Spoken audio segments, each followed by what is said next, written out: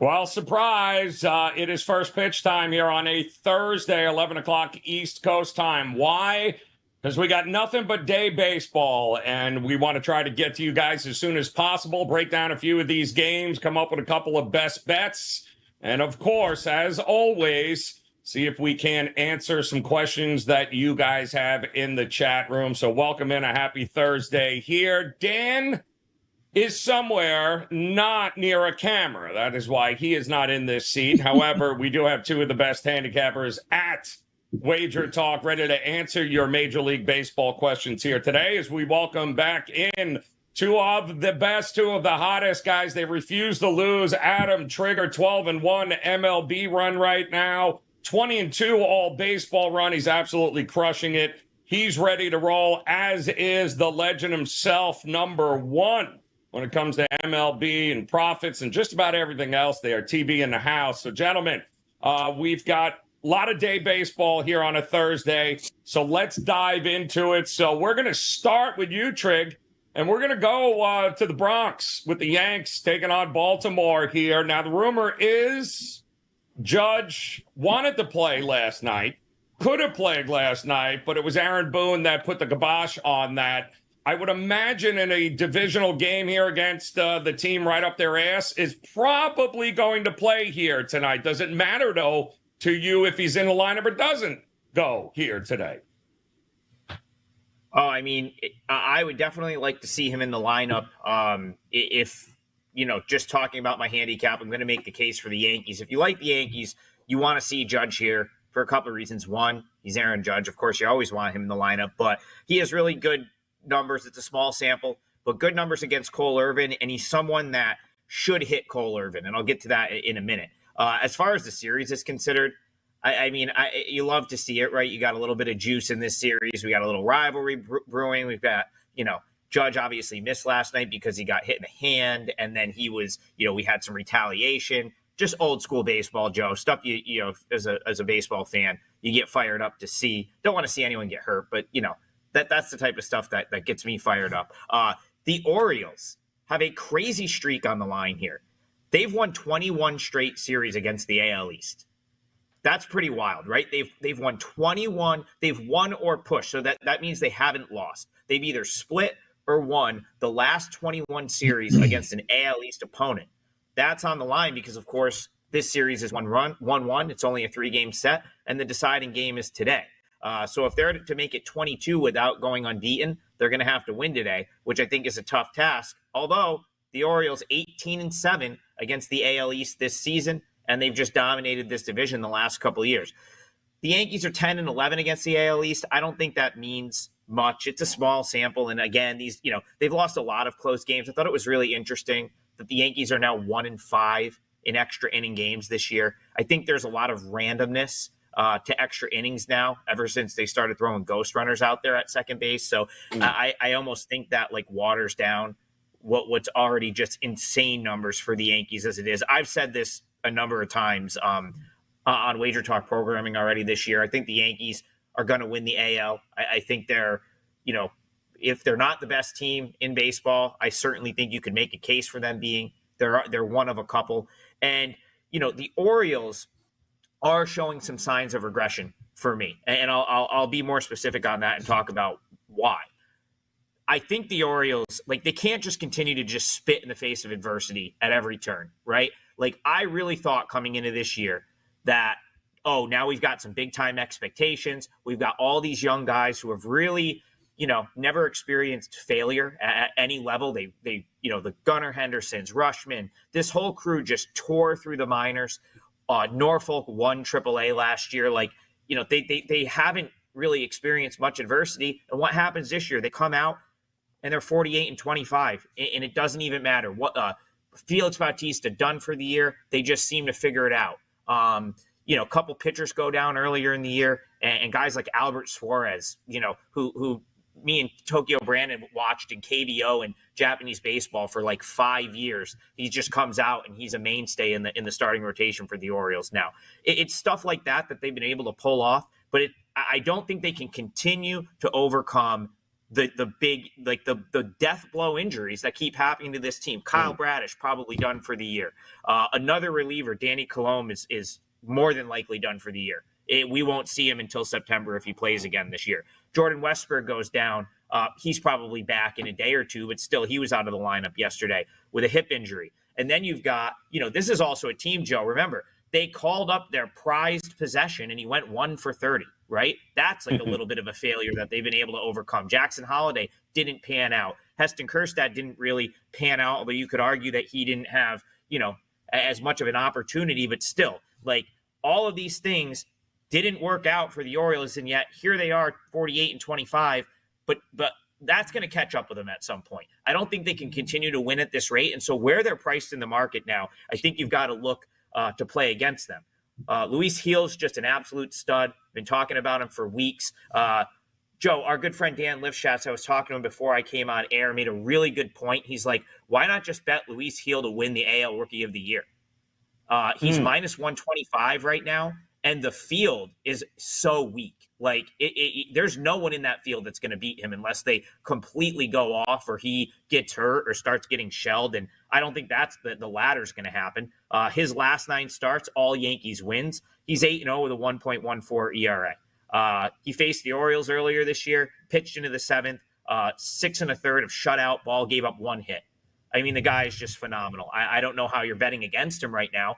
I would have been on him here. I thought minus 150 was a little steep, all things considered, but I mean, maybe it's warranted. He leads Major League Baseball with an opponent batting average against of a $142, and also opponent OPS lowest in the league. So that, I mean, I think it's a lock that he wins the Rookie of the Year, barring some craziness, and he's only minus 125. I think it's probable that he wins today because, as I talked at the top, Cole Irvin, he's been far better than I thought he would be, but I figured out the way he's done it is just pepper the zone with strikes. He just throws strike after strike after strike and lets hitters get themselves out. The problem is the hitters on the Yankees don't get themselves out that often. And that's probably why that in 3 career starts against the Yanks, Cole Irvin's got an 8.31 ERA. And he is the type of lefty that someone like Aaron Judge just abuses, which is why I would really want Judge in the lineup here. Same thing with Stanton. This is the kind of guy that those two will, go 3 for 4 and hit a couple bombs. Small sample size. They have really good numbers against Irvin so far in their career. I think it's only like a combined 12 at bats, but still, and in a game like this, he's not just going to get by throwing strikes. You've got some intensity now. You've got a little rivalry. No one's going to be not focused here for this one. Like, this is as big of a sort of game as you're going to find mid-June after what's happened the last 2 nights. I don't see how a focused Yankees team doesn't knock around Irvin. And who wants to bet against Gil right now? He's been that good. So Yankees minus 150 is the way I would look here in what I think is probably the biggest game on the board today.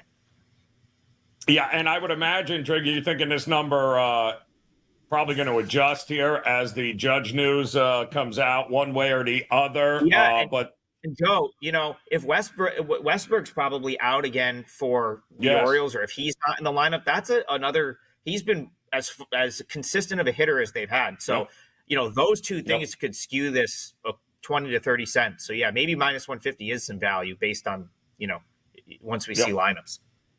I agree. Too much of a pitching advantage, I think, early in this game, too, not to look at the first 5 as well. So Yankees, 4 o'clock Eastern time this afternoon. Do us a favor, those of you joining us here today live.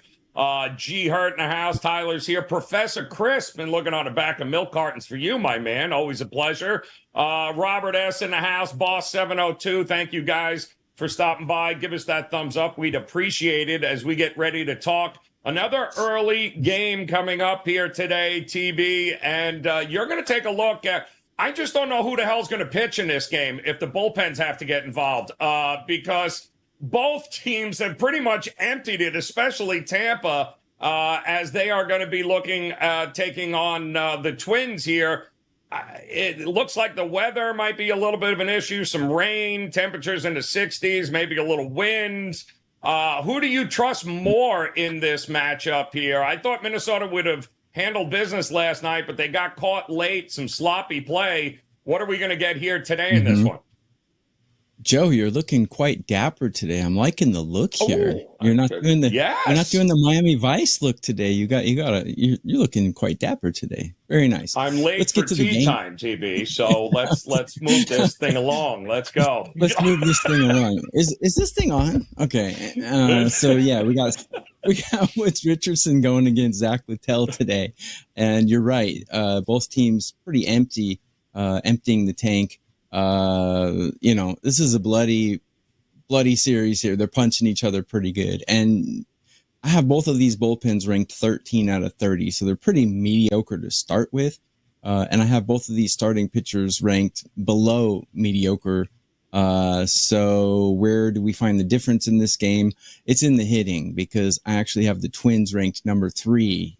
The number 3 hitting team in all of Major League Baseball right now. And I have the Rays ranked 20. So I think this discrepancy here is going to be the key to this game. You dig a little deeper. Woods Richardson has not. He had one bad game in his last start, but before that, he's only given up 6 earned runs in 3 starts. Pretty good numbers. Whereas Zach Littell has given up 3 or more earned runs in 4 straight starts. So I like the Twins here. That's how I'm going to go with this one. Not sure what the odds are now. But when I bet it was a pretty good number. Take the Twins with, number 3 hitting team in Major League Baseball. I would actually even go for a Twins team total here as well. Hard to trust their bullpen. 2 days ago, I was on the Twins, yesterday I was on the Twins. I think their bullpen blew it. I had them first 5 the day before that and got a push. Lucky push, actually, because they were losing 5-3 in the 5th inning and they got 2 runs to tie it. So I got lucky on the push 2 days ago. So yeah, like I said, this has been a bloody battle between these two teams. But I think the Twins, their power hitting is going to pretty much overtake Zach Littell and this worn out Tampa Bay bullpen. So I like the Twins here, either first 5 or full game. Yeah, like that. Again, a little bit of rain, colder temperatures set for this game. 9 damn relievers they used yesterday, combined and add extra innings, and a whole lot of guys for Tampa have gone back-to-back, and you said it, TB, mediocre at best. And now they're going to need Littell to go a few extra innings here, to say the least, in this one. Shout out, by the way, Jason Baumgartner in there. Yes, Jason, I had to push the tea time back here because Dan, unfortunately, couldn't get a camera on location where he's at. So here I am. And don't forget, just a side note, they will have Puck Time back tomorrow at this time to go over that Game 6 in Edmonton with the Panthers, 11 a.m. Eastern time, and we'll look to take that spot moving forward. Figure the first week of July, guys, we'll be moving to 11 a.m. Monday through Friday here for first pitch, to give you guys an opportunity to get yourselves acclimated. And, of course, we want to get you guys the info as soon as possible, and that's why we're going to go ahead and go a little early here. All right, we've got, let's see what we got in the chat here today. We are seeing... Trig, I'll ask you before we get to some best bets here. I am seeing some interest with the Guardians and the Mariners here today. 8.5 is what I am seeing as a total. The Guardians, what a tale of interesting games, right? Seattle gets to them in game 1 there on Monday, or Tuesday, rather. The Guardians blank them yesterday. So what happens in this rubber match here today at Progressive Field with the Guardians? I gave some thought to the Mariners here. I'll tell you what, the line move at this point, I'd be willing to oppose. Like, I see that we're now creeping up toward like minus 125, minus 130 with the Guardians. I will have to check lineups. I'm sure that's lineup related, because it doesn't make sense in my opinion for that move to not be lineup related. But even if the Mariners had a guy out of their lineup, that doesn't bother me. Like, the Mariners are all pitching. The pitching on this team can carry them a long way this year, I think. I mean, they have some serious pitching depth. And so I wouldn't be put off by the Mariners rotating their lineup, giving someone a day off, if it means you're now getting Castillo plus 115. Really, like he had, and I just wanted to look at, it was the one start in Kansas City against the Royals. Outside of that, he's been awesome. Like he's not, like, if you look at these two starters next to each other, Logan Allen and Luis Castillo, like, that's not an even pitching matchup. Castillo is far superior. I know Logan Allen's had a little run of late, but like those two are not equal. And that line keeps moving. Honestly, it's not something that's going to make my card today, but I'd be willing to punch back at that move at some point. If they're going to give you plus 115 on the Mariners, I understand the Guardians have been, I mean, they do everything right. This team has I never expected this from them. I still think there's some regression at some point. I haven't been dying to fade them because they move the runner over. They get the timely hit. The bullpen is really solid. You're probably looking at Hunter Gaddis not pitching today. I know he's been used up recently, but it almost doesn't even matter. The Guardians bullpen has been awesome. So I haven't been dying to bet against them. You'll have to, obviously, you're going to want to check if Brian Power is in town. He goes to a lot of the day games. If he's going to the day game, you should just bet the under. Every game the guy goes to goes under. So if he's in the building, changes the whole handicap. You just take the under 8 and probably go collect your money in 2 hours. But Mariners plus the 115 plus 120, there's starting to be some value there, in my opinion. Yeah, actually, BP on the morning wager today made it known he will not be in attendance here today. I only asked. He goes to a lot of the day games. That's why I wondered. Yeah, we make sure, Trig, you know that he has to tell everybody if he's going to be in attendance to any of these games at Progressive Field. There it is, Team Power. A little late night in the bar last night there. But I will say this. Larry Bird. Looks like Larry Bird. He did say hot and humid day and the wind blowing in. It's Larry Bird at Progressive. So if he would have been in there, it'd have been great. Yeah, no, that was Brian Power just bought a bar in Cleveland. So there he is, bartending the other night. Bird.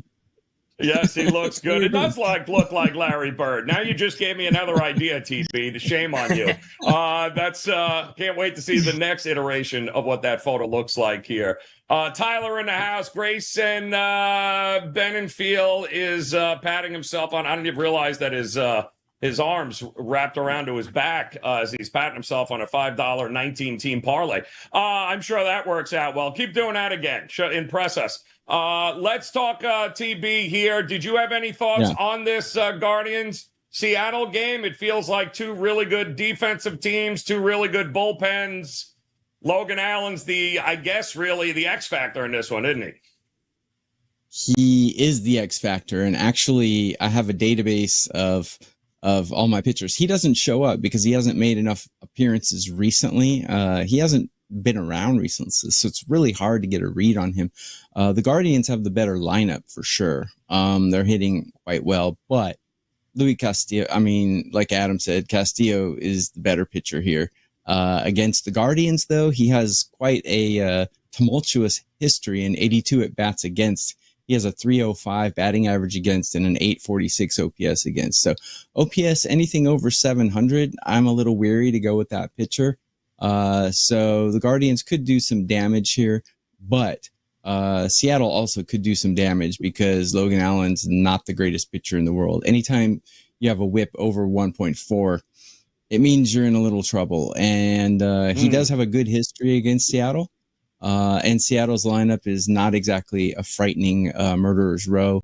Their best hitters are not performing very well this season, especially Rodriguez. So, if you're going pitcher alone, though, for sure Castillo's the better pitcher. I would just be a little worried about his history against this lineup, and the Guardians do have some power. So I'd be a little wary of on that one.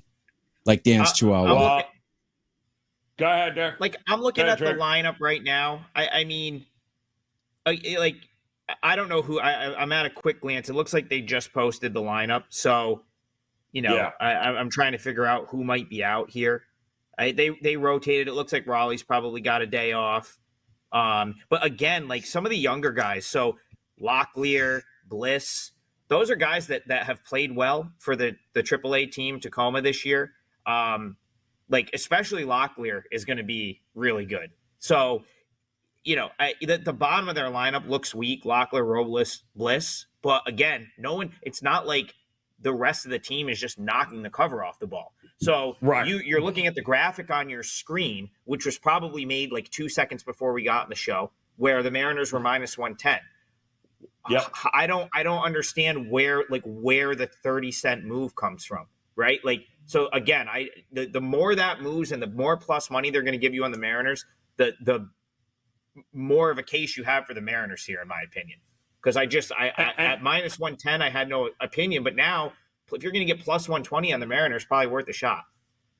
Yeah, and I'm also seeing, the money appears to have come in on the under as well. So we're getting all of this money flipping to Seattle, and we're getting an under now at 8 from 8.5. So, and no real crazy signs outside of maybe the market is just fading Allen at this point and being like, yeah, no, we're not, or maybe they're fading Castillo at this time, rather, thinking maybe there's an issue there. But that game is going off, guys. 1 o'clock. That's going to be one of the early games here today. Also, 2 o'clock.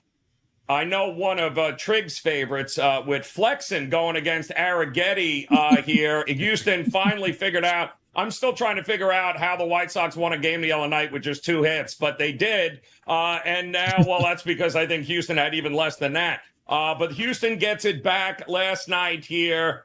It feels like this is a good spot and a good price, although I'm seeing the market here, TB, coming the other way because I'm seeing it opened at 175. I'm seeing 160s in there now. So any reason why we would be fading Houston in this spot?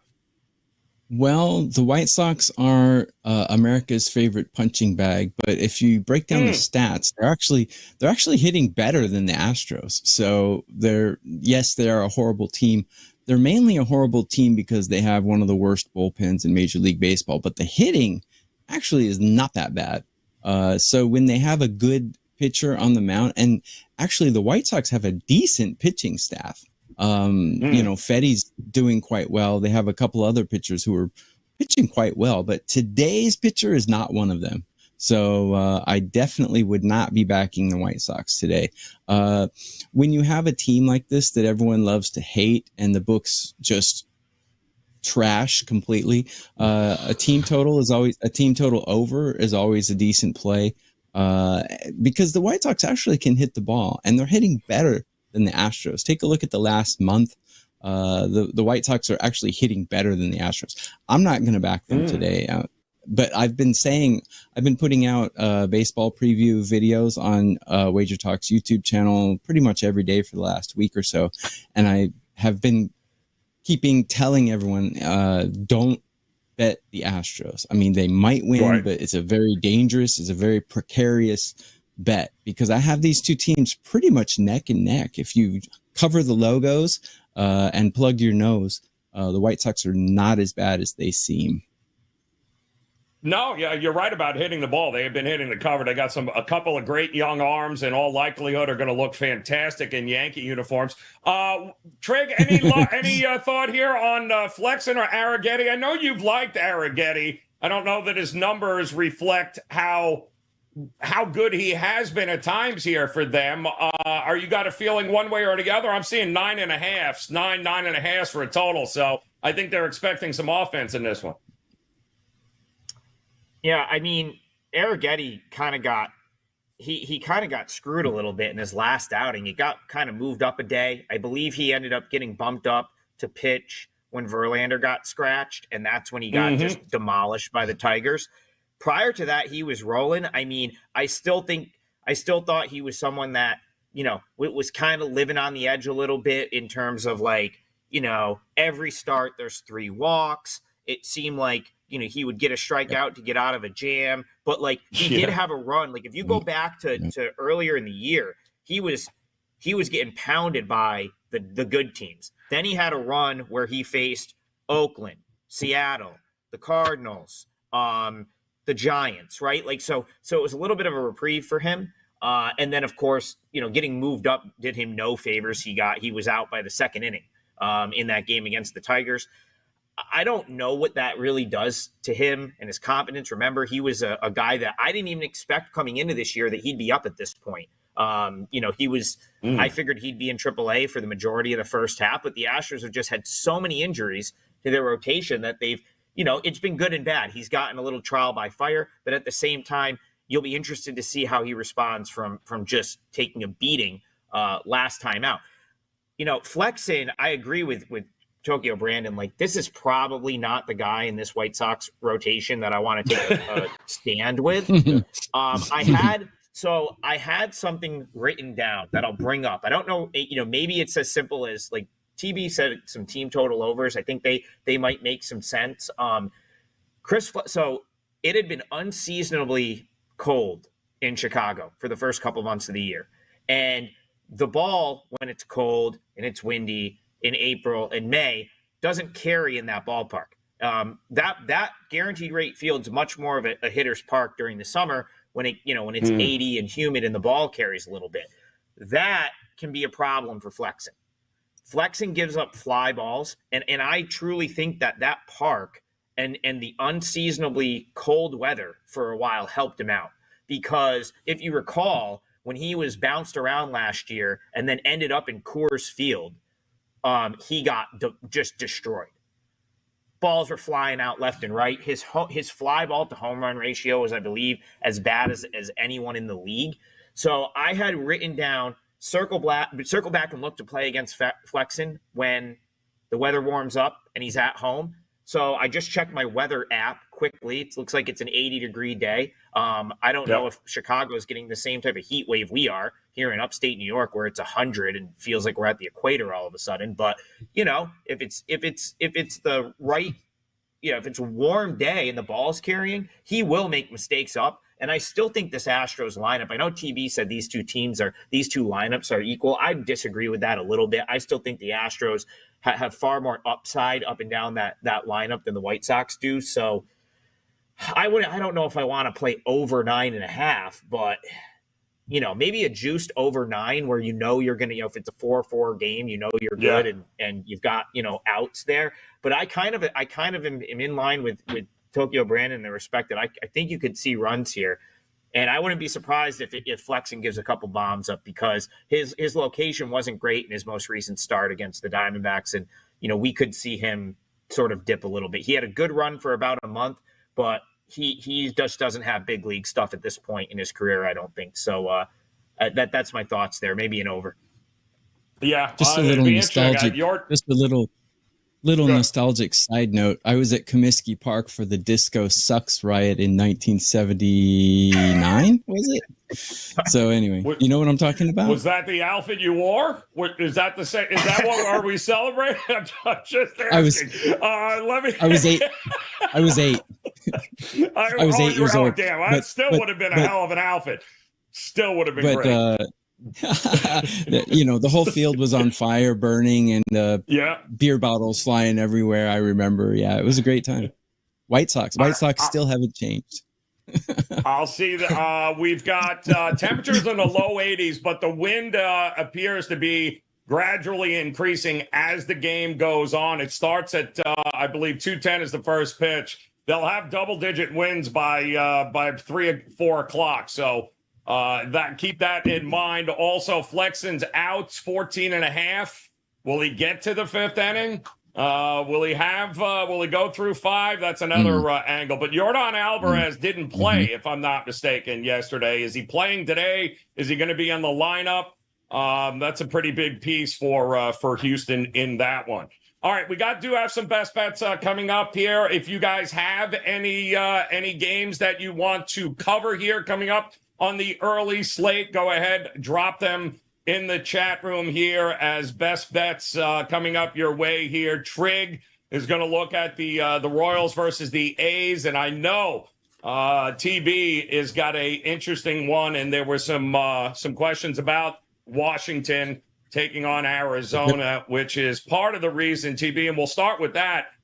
Because this is exactly why getaway games or early games are kind of laughable. How in the hell did Washington and you know who, Patrick Corbin, win a game yesterday. I thought it was always fade. Doesn't Corbin?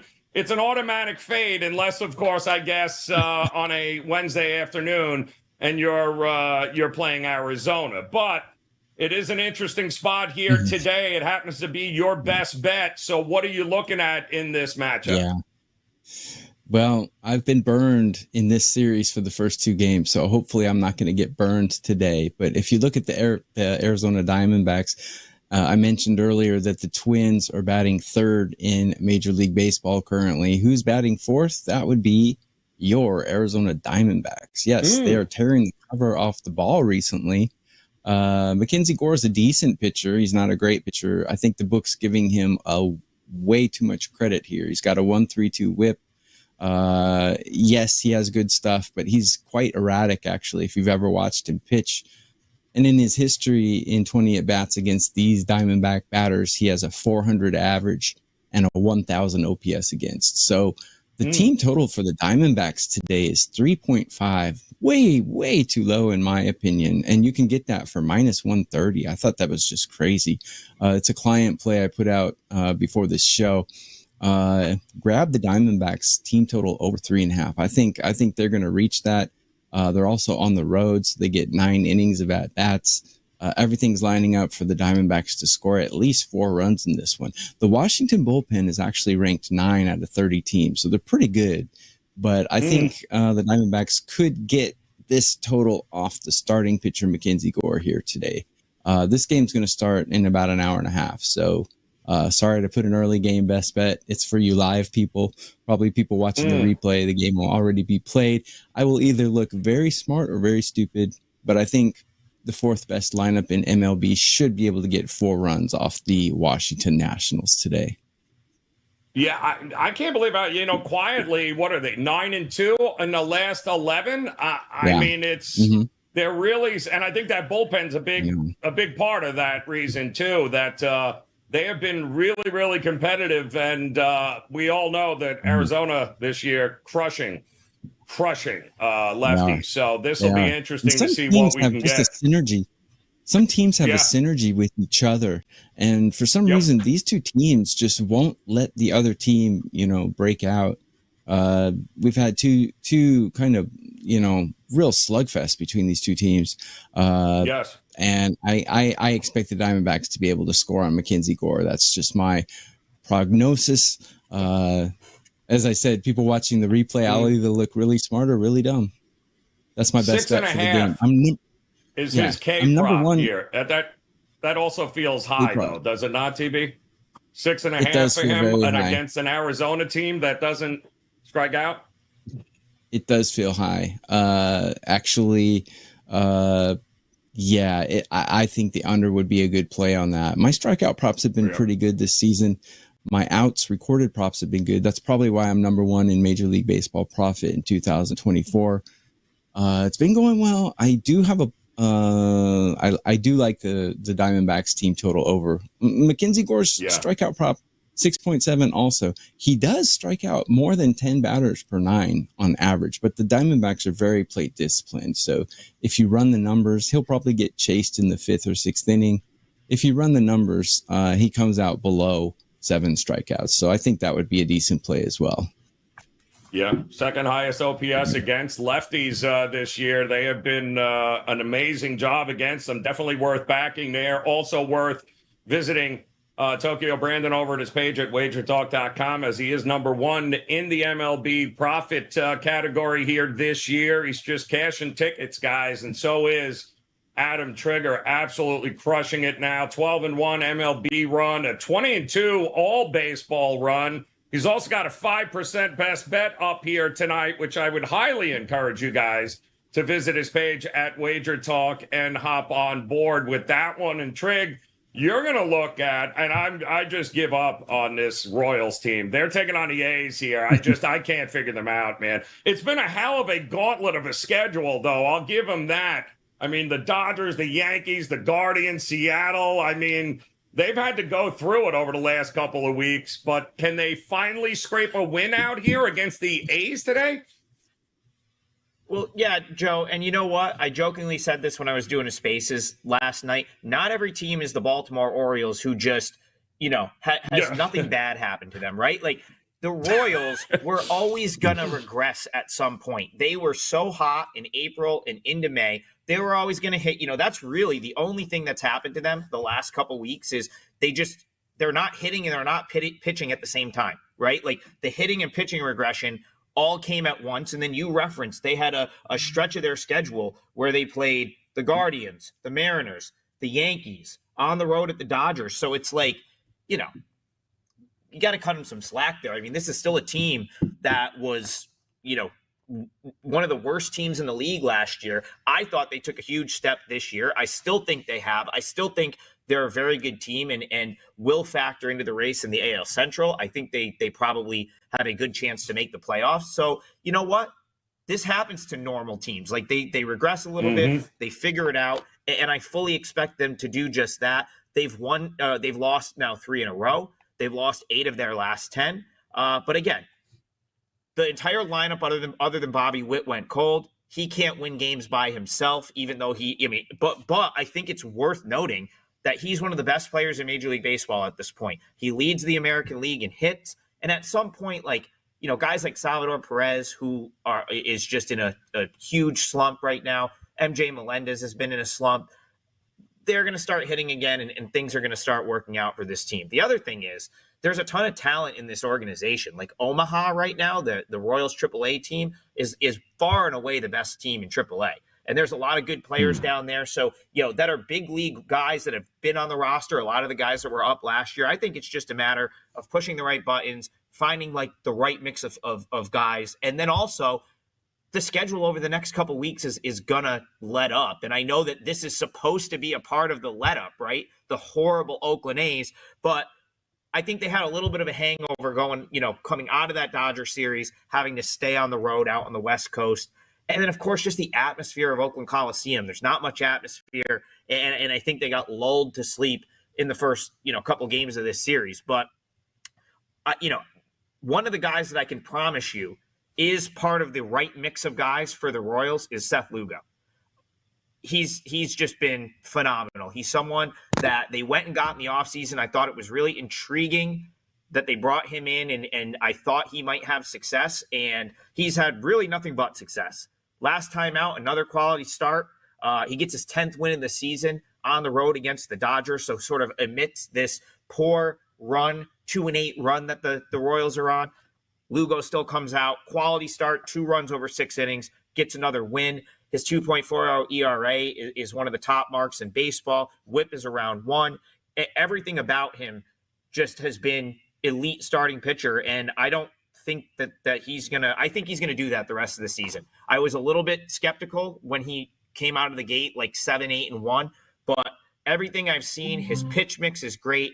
Just says that he's gonna ride this the rest of the way, barring injury. And he pitched against the A's earlier this year, 5 2/3, 10 strikeouts. Believe they got a win in that game. I don't see why he can't do that again against the A's poor offense. Now, the key for the A's to win games is like the last couple nights where they get the lead, they find a way to get the lead, and they get the ball to their couple high leverage guys, which of course ends in Mason Miller closing out the game. So that's notable because Mason Miller's now pitched the last couple days. I don't know if they really want to use him 3 days in a row. They probably would if they had the chance.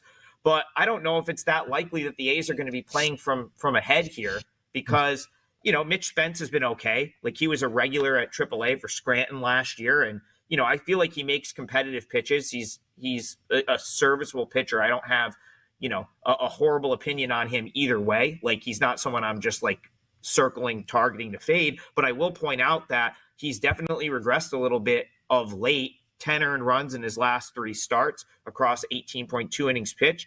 And the one thing I do like here is he pitched against the Royals in that first series. So, they've got to see him. He doesn't have as many tricks in the bag as Lugo does, who throws 7 different pitches for quality.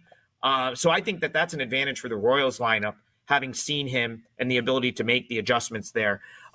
So all that considered, I'd be really surprised if the A's sweep. The Royals have not been swept yet this year. And I don't think it starts today. Minus 145 is starting to feel like a bargain now.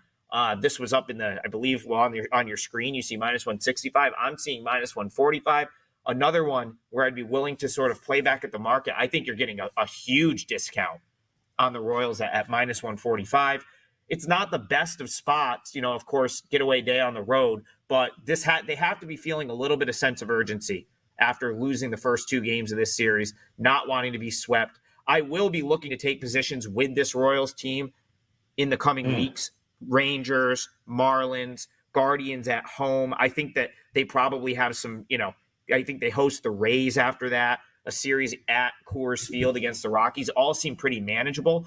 So I'll be looking for, to back this team. Maybe this is the jumpstart spot where they salvage the last game of the series. I think they're the right side at minus 145, and that'll be my best bet for the show. The only thing I like better is the 5% play I have up on my page that goes tonight, and you can find that at wt.buzz/AT.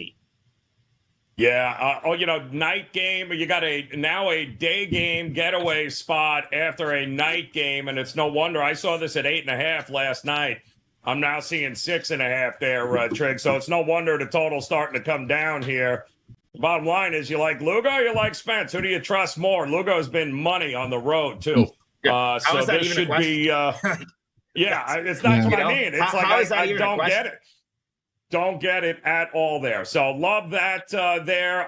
Catch you slipping in the house. Big shout out to you. Have is here. And yes, guys, don't worry. Tomorrow, Puck Time will be back, 11 a.m. Eastern time here to get you all caught up on Game 6. We just wanted to come to you early here today in order to get you this information on all these early starts. And, of course, we'll be back 2 o'clock Eastern time again tomorrow. We will let you know once we make the move permanent to this 11 a.m. time slot. It will in all likelihood happen as we get a little bit closer to July 1st. But until then, just make sure you hit the subscribe button and hit the bell, and you'll get notified every time we do go live here. And, of course, make sure you guys join the conversation, as always, as we've got Wager Talk today coming up here at the top of the hour. Stick around, hang out for that. It's going to be a hell of a day here today. UFC, we're going to talk about Kyle Anthony, more Major League Baseball. Ralph Michaels is already talking college football win totals. A lot of reasons for you guys to play with the buttons there. Just go ahead and hit them and do what you got to do there and become part of the Wager Talk TV family. But on behalf of Adam Trigger and Tokyo Brandon, 2 of the very best at Wager Talk, guys, when it comes to the Major League Baseball, make sure you partner up with them here today and moving forward, for that matter. Go grab that 5% best bet here from Adam Trigger, and we'll be back.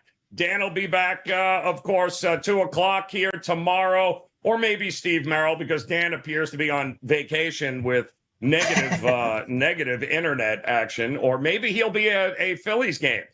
We don't know, but one way or another, we'll be back at 2 o'clock tomorrow. Until then, guys, cash those tickets. Best of luck with all your plays. We'll see you again tomorrow. Don't go anywhere. Wager Talk today coming up next here on the on Wager Talk. Unreal. There